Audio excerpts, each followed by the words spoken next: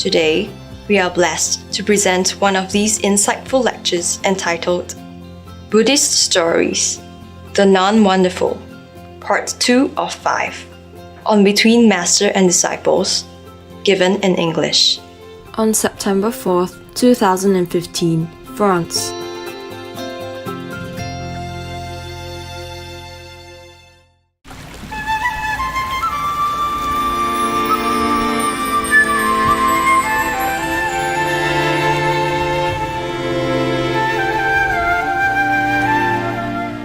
So the Tolananda Bhikkhuni, meaning the high priestess, yeah?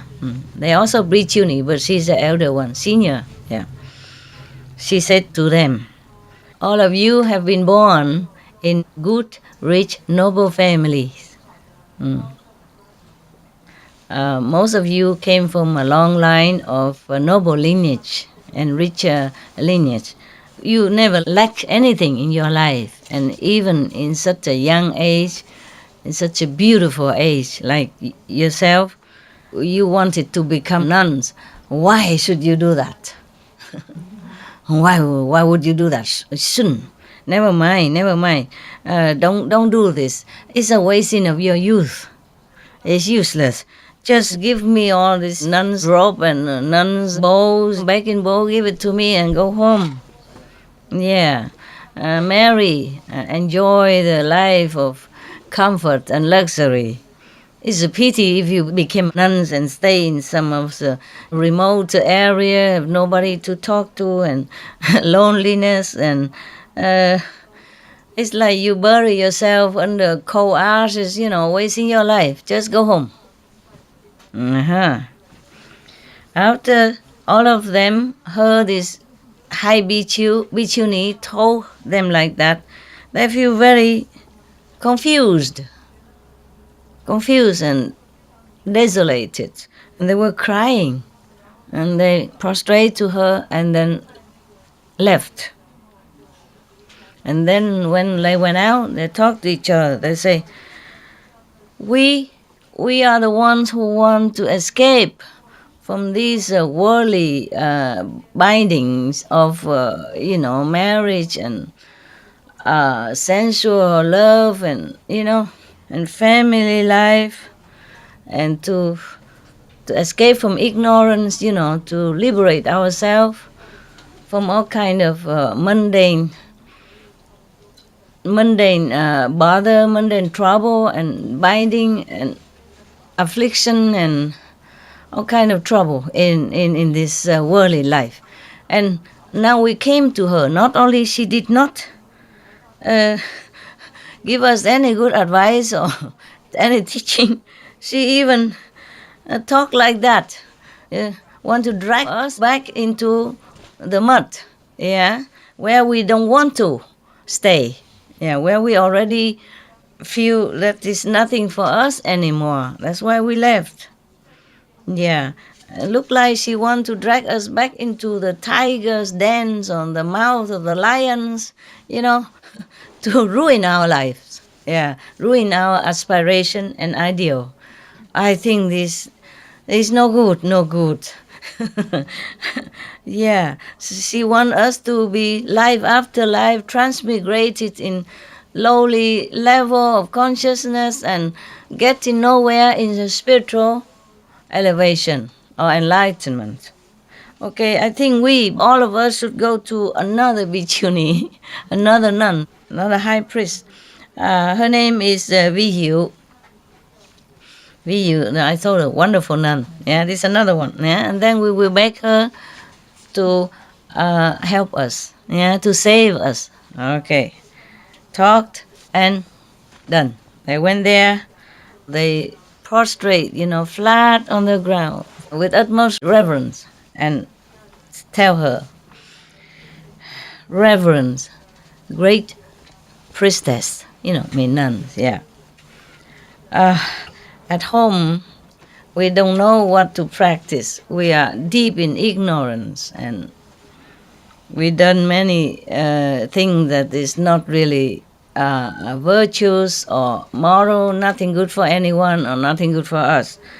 And now, even though we have renounced our worldly life, but our heart inside, our mind, our heart is still feeling full of greed and, greedy for our desires for sensual pleasure. And many times, often, our sensual desire is still very strong. It just comes out of nowhere. And we cannot control. They're young, the hormone. The hormone. Hormone is a trouble. But even then, at least they know how to run away from it, huh? Yeah, many people just run with it. Okay. They confess, they're confessing that even though they became nuns, but they have not been able to control their desires and all kind of stuff. Yeah.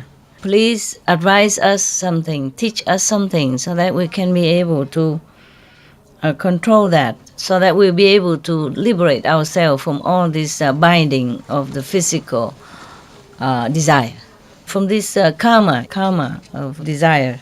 So the Bhikkhuni, wonderful, said to them, there were 3 lifetimes, the past, the present, and the future. Which one would you like to ask about? So they say, Reverend Bhikkhuni, the past and the future is far away. Yes, we don't dare to ask.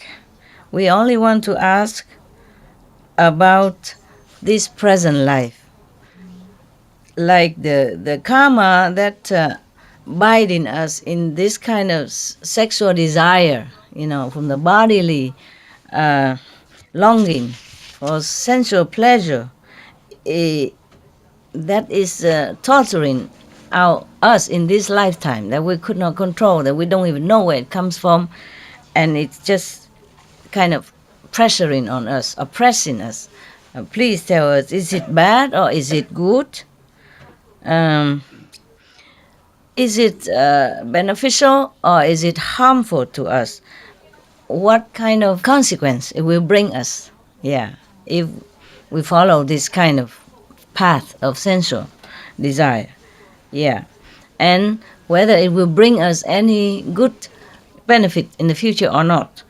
Please explain all this to us. Yeah.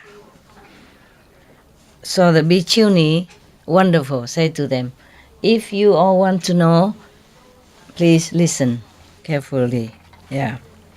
And they say, yes, Reverend Bhikkhuni, we will pay all attention to your advice. So the Bhikkhuni said, all of you should know all the things that exist, either in heaven or in earth, everything has form, either invisible form or visible form. The heavenly being, they have form, but for us, we don't see. But they still have form, yeah.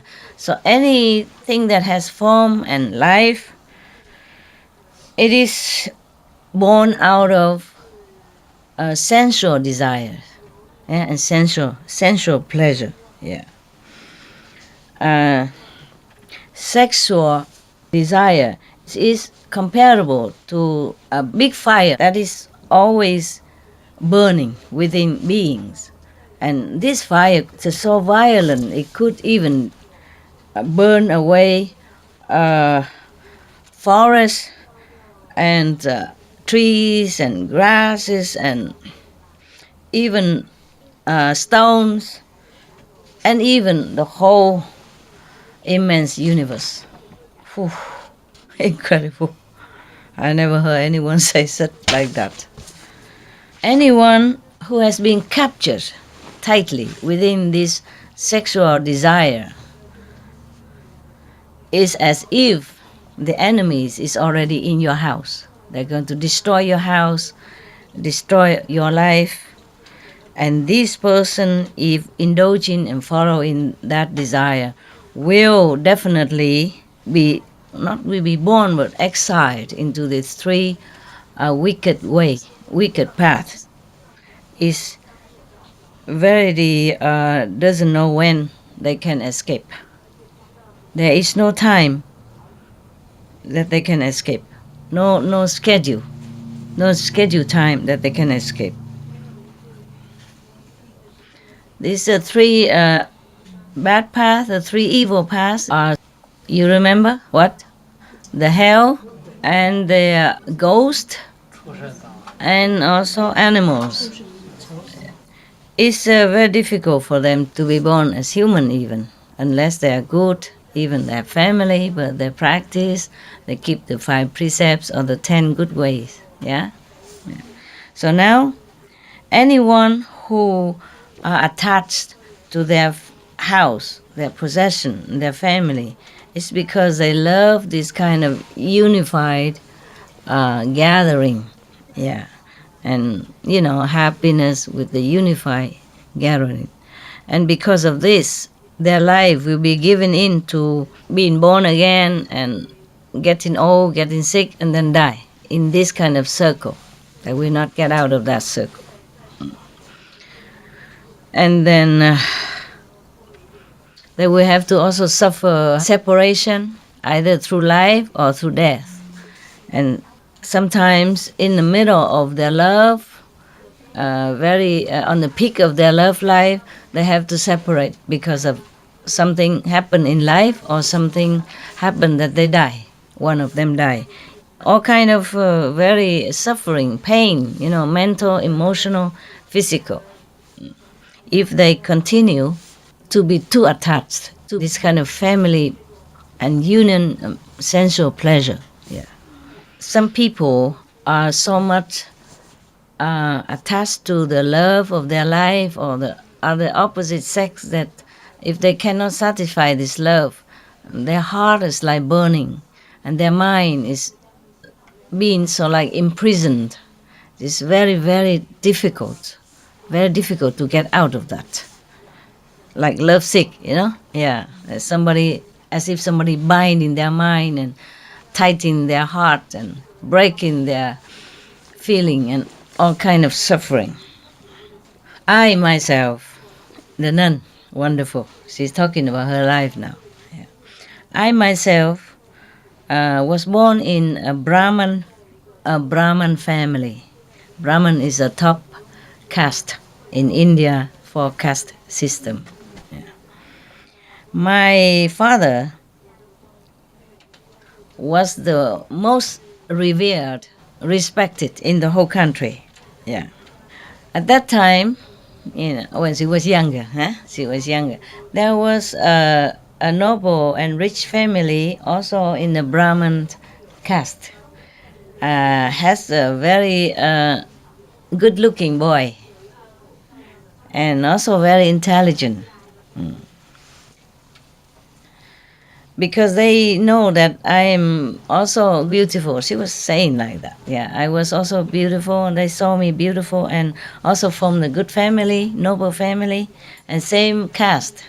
So they came and asked for my hand for their son. Yeah. After we married, then we have given birth to one son. Because long time I haven't seen my parents, so I miss them very much.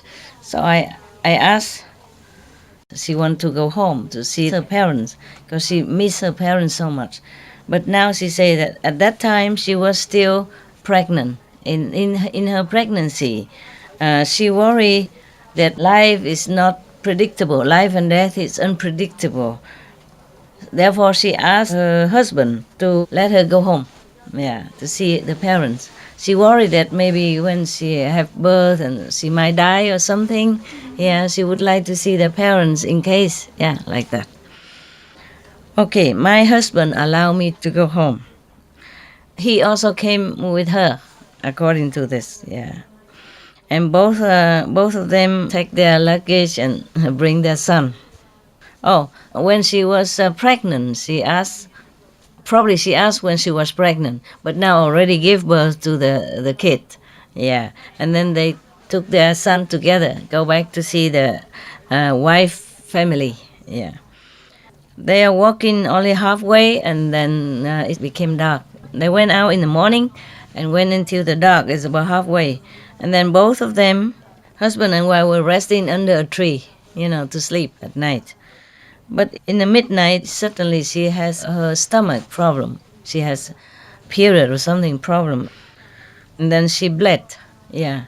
And many of the poisonous snakes and other insects, they smell the blood. So they came there. They came to visit both of them. But they didn't bite her. They beat the husband dead. Yeah. When he's sleeping, they beat him and then he's dead. I keep calling him, he did not answer. So in the morning, I hold his hand to try to pull him to stand up, and then I feel that his hand is so cold, ice cold. And then the whole body was so rigid, it's like a piece of wood. Then after that, I checked out and I knew that he has been bitten by poisonous snake and already passed away. And of course I lamented heaven and earth. And then I collapsed, fainted for a long time. My child kept crying for me. And then slowly I regained my consciousness. And then I have to carry my boy to go further. Yeah. As I enter one of the very desolated street, there was a big river, but the water is not too deep. There's no boat. So, okay, now I understand. First she gave birth to one son, and then she's pregnant again. According to that now, yeah. So she has two children, yeah. So okay, so because there is no boat, so she carried one child first to the other side, so that she will come back later to get the other one.